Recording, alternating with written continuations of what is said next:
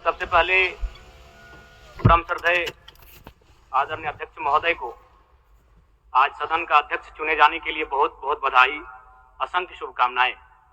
और आपकी पोशाक से शायद परिचित हो रहा है कि आपने कुछ खोया है, और ये सदन के साथ साथ मैं भी आपकी इस दुख की घड़ी में सहानुभूति प्रकट करता हूं। अध्यक्ष महोदय, तमाम विपक्ष के साथियों ने विशेष बात को रखा कि जो सरकार होती है संभवतः उनसे अगर कुछ त्रुटि हो भी जाती है तो उसके बचाव में खड़ी अपने आप को पाती है। तो इसलिए अगर आप वास्तव में अगर झारखंड राज्य की समस्याओं से परिचय होना चाहते हैं तो आपको विपक्ष में बैठे और नए विधायक जो चुनकर आए हैं उन्हें आपको बेहतरीन अवसर देने का प्रयास करना होगा।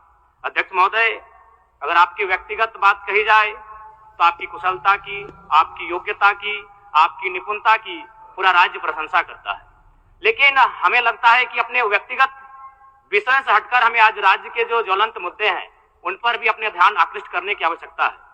अध्यक्ष महोदय, मैं झारखंड लोकतांत्रिक क्रांतिकारी मोर्चा अपने पूरे संगठन की ओर से आपको बधाई देता हूं और आपसे विशेष मांग करता हूं, चूंकि मैं जिन परिस्थितियों से यहां से चुनकर आया हूं, कहीं ना कहीं राज्य के शोषित वंचित लोगों की एक बहुत बड़ी अपेक्षाएं हैं।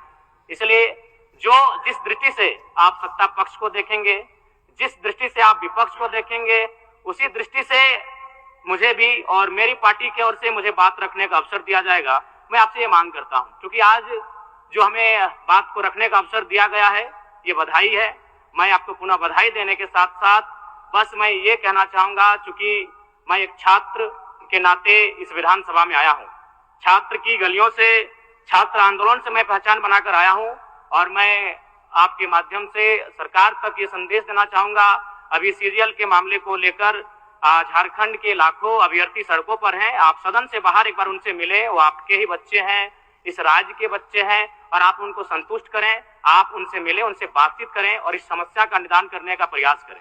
और चूंकि मैं एक विधानसभा से भी आता हूं तो मैं आपको अपने विधानसभा के संदर्भ में ये कहना चाहूंगा, मेरा विधानसभा जो कि परासनाथ की तराइयों में आता है, वहां जो लोगों की समस्याएं हैं वह मूलतः शिक्षा और प्रवास को लेकर हैं। तो आपसे हमारी मांग होगी कि वहां शैक्षणिक हब में हमारे विधानसभा को तब्दील किया जाए, और साथ ही जो प्रवास की समस्या है, मैं इसलिए इस विषय को कहूंगा, मैं थोड़ा समय लेकर, कि आज देखिए इस सदन की बात करें तो कहीं ना कहीं हम लोग एक परिवार हैं और परिवार के नाते आज इस सदन में बैठे हैं। लेकिन मैं जिस विधानसभा क्षेत्र से आता हूं उसके आसपास के विधानसभा क्षेत्रों की एक घटना है। अभी कैमरून में 45 मजदूर फंसे हैं, तो मैं सदन बधाई के बीच में आपका ध्यान आकृष्ट करना चाहूंगा। ये गंभीर विषय है और वे रोते रोते टेलीफोन किए हुए थे कि उनको पानी की, केवल पानी पीकर वो कई दिनों से अपना दिनचर्या को काट रहे हैं।